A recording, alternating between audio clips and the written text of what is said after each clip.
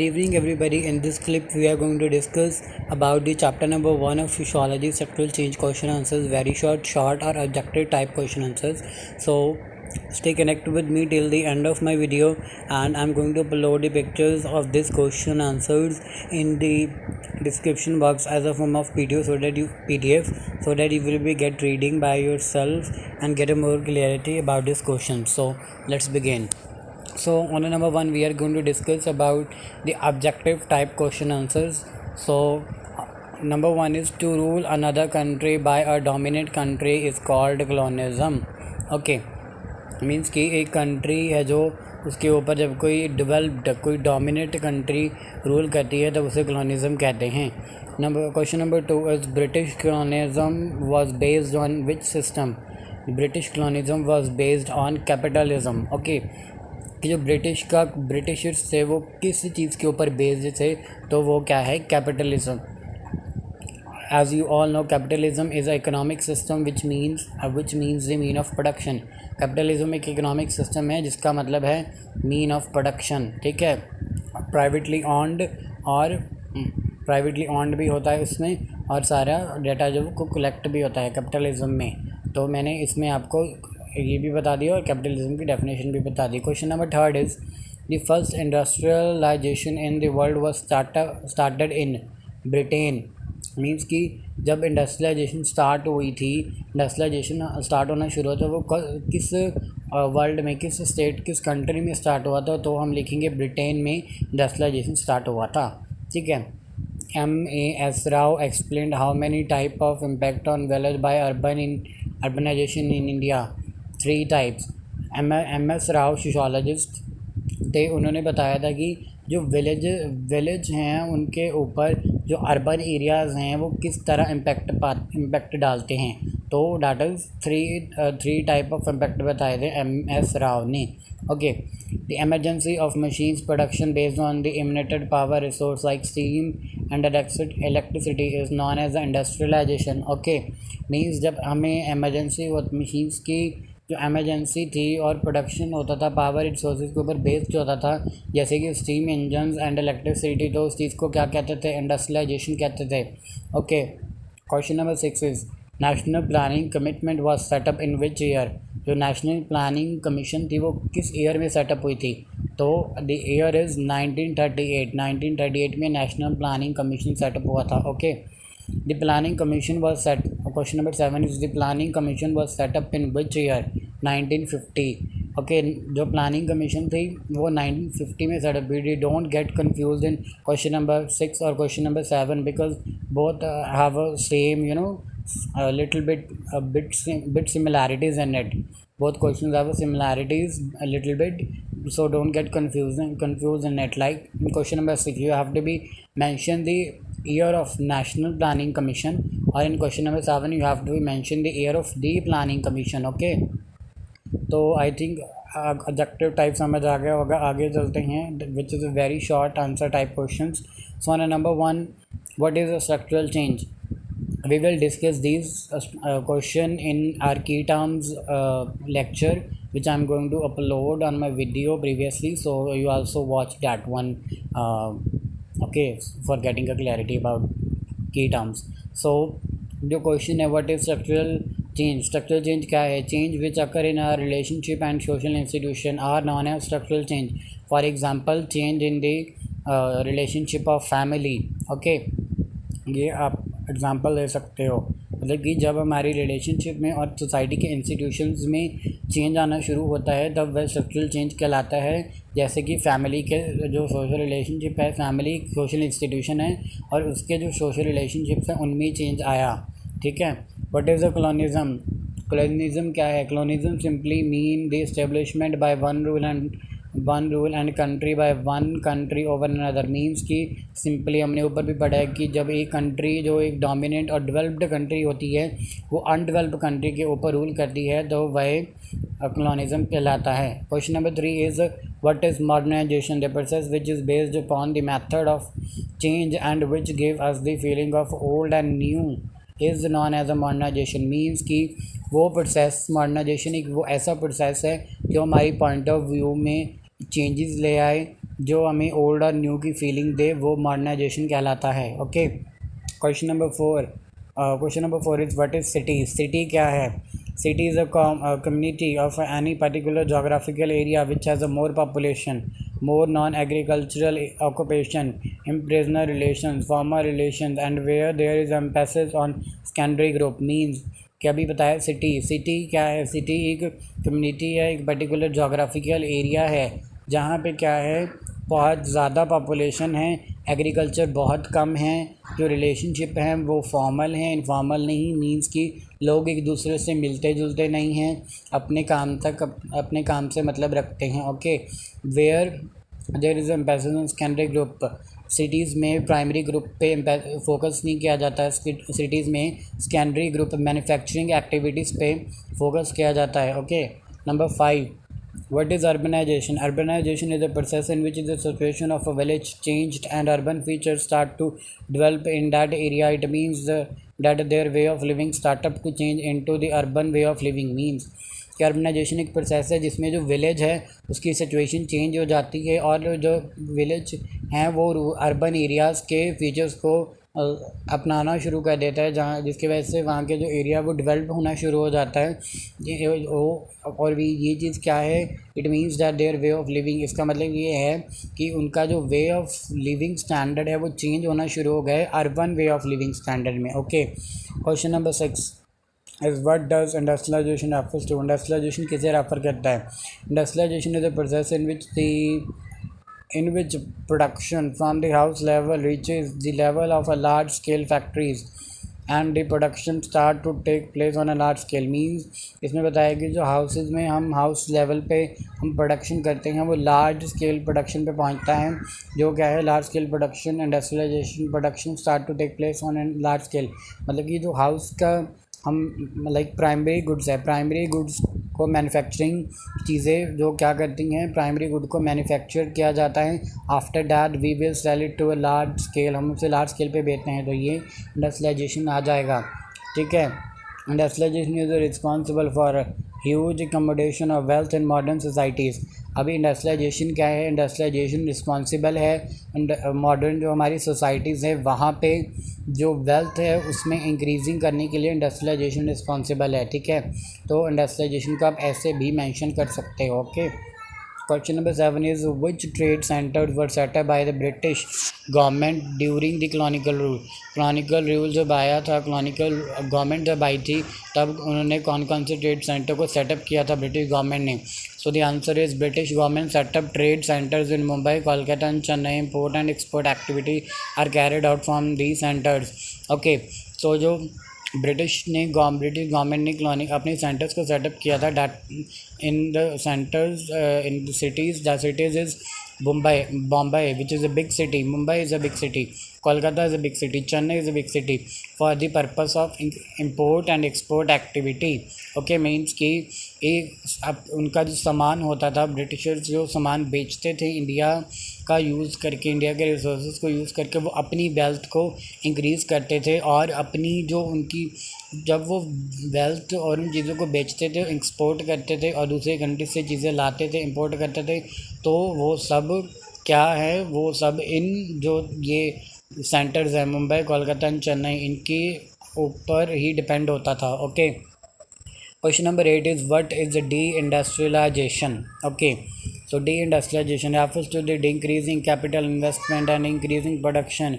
Management of service sectors are indication of deindustrialization means जहाँ पे जो हमारा जो ट्रेडिशनल वे है वो कम हो जाए और इंडस्ट्रियलाइजेशन बढ़ जाए।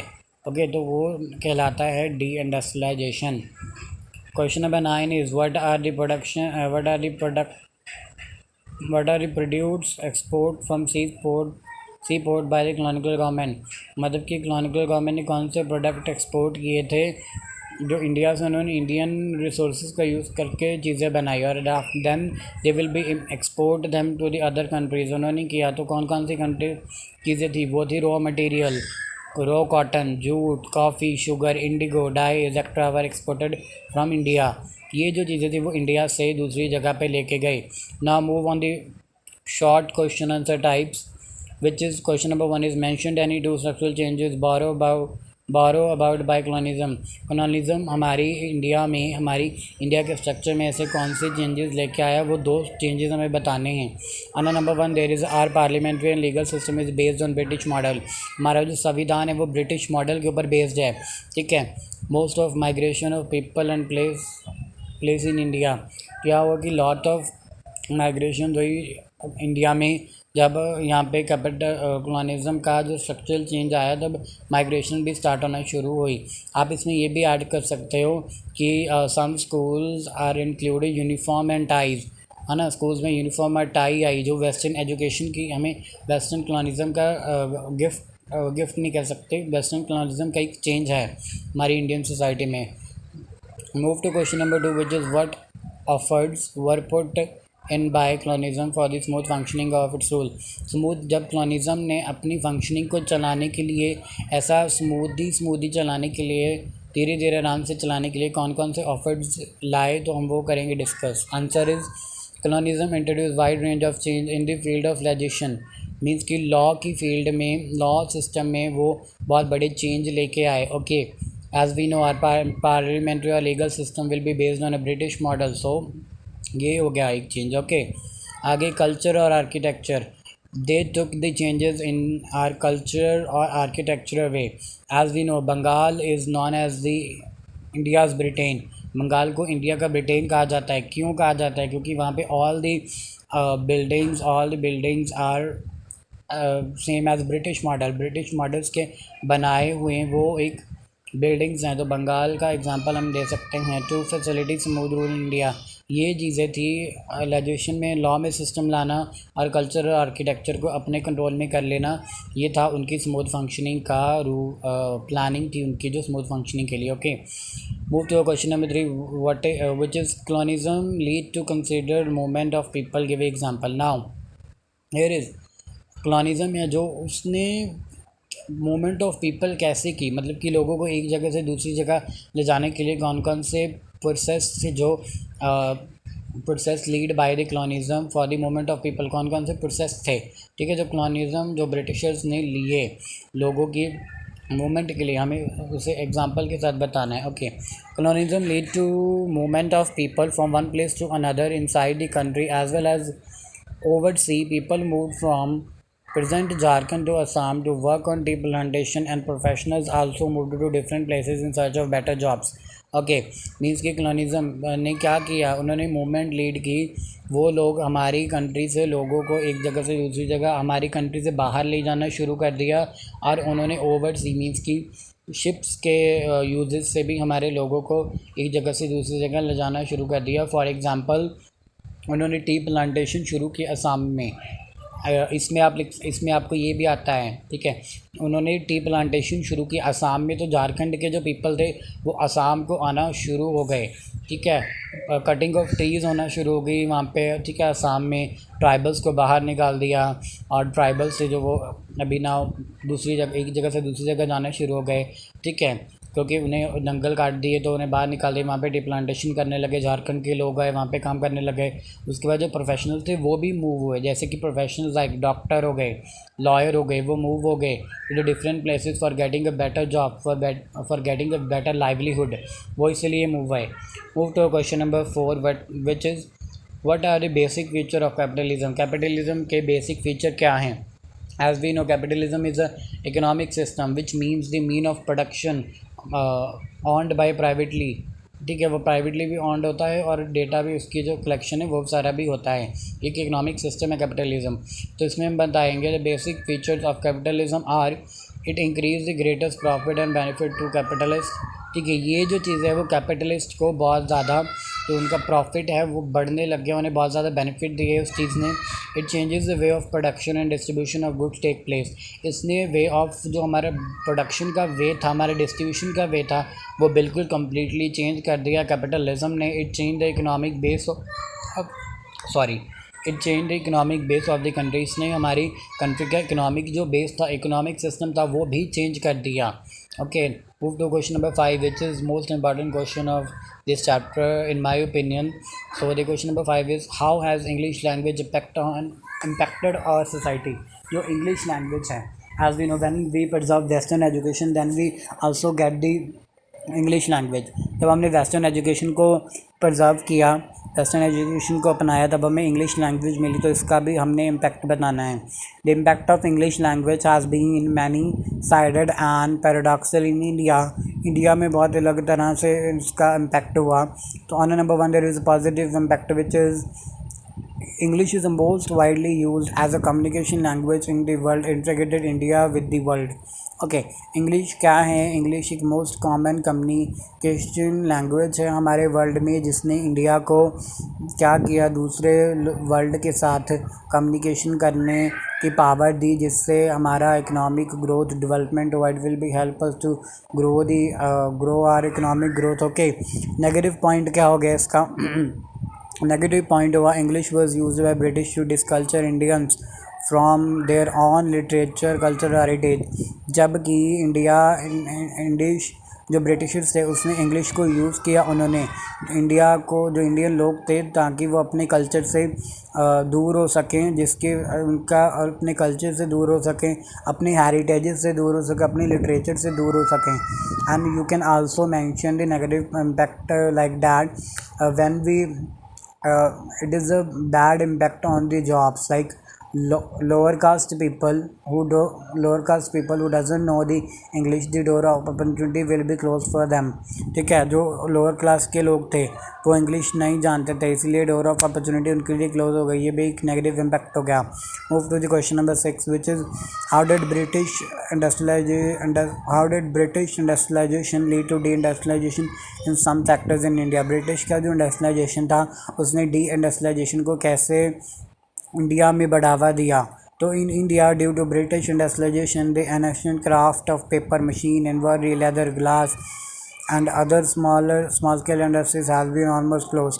मीन्स अब डी इंडस्ट्रियलाइजेशन हुआ तो जो छोटे लोग थे, छोटे जो काम करते थे, क्राफ्ट मेथड करते थे, those people who make the baskets, those people who use raw material for their growth, for the progress of their family, they make the basket, they make the furniture। okay, जो ऐसी चीज़ें बनाते थे उनके लिए ये चीज़ें खतरे में हो गई। स्मॉल स्केल इंडस्ट्रीज़ बंद होना शुरू हो गई जब लार्ज स्केल इंडस्ट्रीज़ पे हमें अपना काम शुरू कर दिया। This was the reason of deindustrialization of our traditional industries. Means कि जब जो स्मॉल स्केल इंडस्ट्रीज थी वो क्लोज होना शुरू हो गई। ठीक है, मतलब कि जो स्मॉल स्केल इंडस्ट्री में चीज़ें बनती थी लोग उसे पसंद नहीं करते थे, जिसकी वजह से वो क्लोज होना शुरू हो गई। तो क्या हुआ कि ये डी इंडस्ट्रियलाइजेशन हुआ जिसने हमारी ट्रेडिशनल इंडस्ट्री पे इम्पेक्ट किया।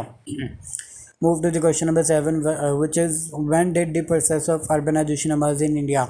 अर्बनाइजेशन का प्रोसेस इंडिया में कैसे आया?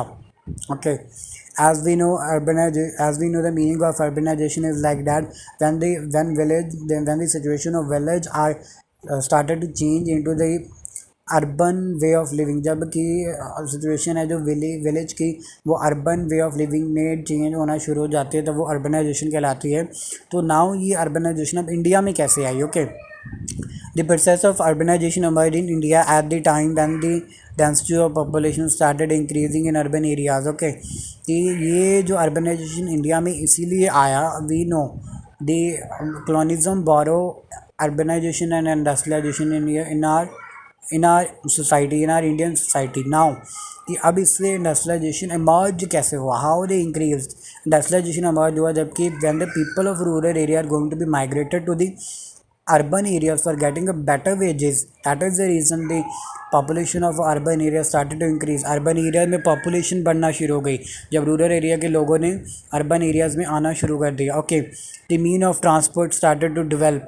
जो ट्रांसपोर्ट के मीन था, मतलब कि जो ट्रांसपोर्ट सिस्टम था वो भी डेवलप होना स्टार्ट शुरू हो गया। The size of city started to increase and the production started to take place on a large scale. Means कि जब लोग बढ़ना शुरू हो गए तब सिटीज़ के साइज़ भी बढ़ना शुरू हो गए। ठीक है, जिसकी वजह से कि जो प्रोडक्शन है और वो भी लार्ज स्केल पे होना शुरू हो गई। तो ये कुछ रीजंस हैं इसकी वजह से अर्बनाइजेशन इमर्ज हुआ हमारी इंडियन सोसाइटी में। Move to the question number 8 which problem take place due to urbanization. Urbanization की वजह से कौन कौन सी प्रॉब्लम्स इंडियन सोसाइटी में अकर हो रही थी, हम वो बताएंगे। Slum in urban areas are the centre of criminal activities। means now जो स्लम्स थे वो अर्बन एरिया में डेवलप्ड हो रहे थे, जो क्रिमिनल एक्टिविटीज़ को इंक्रीज कर रहे थे. Slums are increased the activity of crime, okay, because people don't get the employment due to industrialization. When city is going to be populated, जब वहाँ पे सिटी में ज़्यादा पॉपुलेशन हो गई तब वहाँ पे घर भी कम होना शुरू हो गए एंड लोग रोड पे रहना शुरू हो गए, जिसकी वजह से स्लम्स तो जो वो क्रिएट होना शुरू हो गई, जिसकी वजह से वहाँ पे क्राइम एक्टिविटीज़ ज़्यादा बढ़ गई. आगे आगे देखिए, more crimes take place in cities due to the increasing population and death of occupation. Okay, means कि जब पॉपुलेशन बढ़नी शुरू हुई तब वहाँ पे क्राइम बढ़ना शुरू हो गया. जब वहाँ पे मतलब कि डेथ ऑफ ऑक्यूपेशन मीन जब लोगों को अनएम्प्लॉयमेंट मिली, people don't get employment and they will get unemployment, that is the reason for their survival, for their livelihood, they started to commit crime. अपने जीने के लिए, अपने लाइवलीहुड के लिए उन्होंने क्राइम करना शुरू कर दिया. Okay, poverty and unemployment forces the person commit crime to become rich as soon as possible. As I told you कि जब उन्हें अनएम्प्लॉयमेंट मिली, पॉवर्टी गरीबी आई, काम नहीं मिला, तब उन्होंने क्राइम को कमिट करना शुरू कर दिया जल्दी से जल्दी अमीर होने के लिए. To meet the rise expenses, teenager reasons, other mean to earn quickly money. जो मतलब कि जब चीज़ें थी, जब उनके प्राइजेस अर्बन सिटीज़ में वी नो, जबकि धीरे धीरे लार्ज स्केल पे प्रोडक्शन होनी शुरू हो गई, तब हर एक everything will be get costly, हर एक चीज़ एक्सपेंसिव हो गई, कॉस्टली हो गई, जिसकी वजह से टीनेजर ने क्या कि हम मनी अर्न करने के डिफरेंट डिफरेंट वेज निकालने शुरू कर दिए. That is smuggling is also present in cities.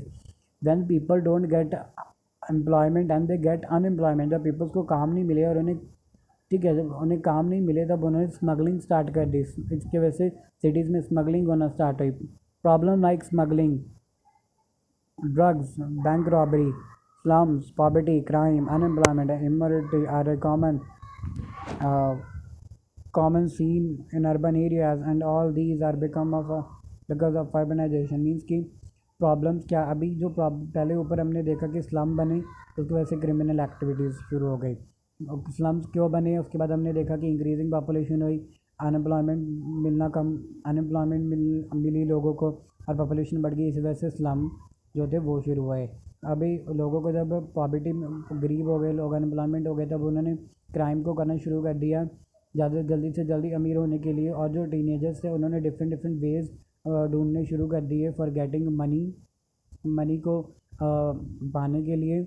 और इसकी वजह से क्या हुआ, स्मगलिंग की जो एरियाज़ में, इन एरियाज़ में वो भी डेवलप होना शुरू हो गई. जो स्मगलिंग और ड्रग्स शुरू होना, ड्रग्स की स्मगलिंग शुरू हो गई, बैंक रॉबरीज होना शुरू हो गई अर्बन सिटीज़ में और बिकमिंग रिच. ओके, तो पॉवर्टी, क्राइम शुरू हो गए. तो ये सब चीज़ें, ये रीज़न थे जिसकी वजह से जो प्रॉब्लम्स थी जो अर्बन एरियाज़ में लोगों को आ रही थी. Okay, move to the question 9, which is what change have take place in the process of industrialization of the country after independence. In my sense, this question is most important. So let's see what is it. Few industries were established. Means अभी इन्होंने क्या बताया कि आप changes बताओ, what changes have take place in process of industrialization. Industrialization के process में कौन कौन से changes आए इंडिपेंडेंस के बाद हमारी इंडिया में, हमारी कंट्री में. Okay, so let's see the answer. Few industries were established in India before independence because it was not possible to get proper facilities from foreign government. इसकी कुछ जो इंडस्ट्रीज थी वो इंडिपेंडेंस के बाद डेवलप होना शुरू हो गई, क्योंकि तब ये पॉसिबल नहीं था कि हम फॉरेनर गवर्नमेंट से फैसिलिटीज प्रोवाइड कर सकें. Before 1947 only 2 steel production units were presented in India, but they increased very quickly after independence. इसकी 1947 के बाद 2 स्टील इंडस्ट्रीज थी वही सिर्फ इंडिया में प्रेजेंट थी, जो कि इंडिपेंडेंस के बाद बहुत ही ज़्यादा ग्रो हुई. Okay, government made 5-year plans whose main objective was the industrial development of the country. Government ने 5-year प्लान बनाने शुरू कर दिए. 5-year प्लान में क्या था कि उसका मेन ऑब्जेक्टिव था कि वो डेवलपमेंट करेंगे इंडस्ट्री के, जिससे कंट्री का डेवलपमेंट होगा. आफ्टर 1947 के बाद इस process assumed good efficiency of speed. 1947 के बाद ये जो प्रोसेस था उसे गुड माना गया.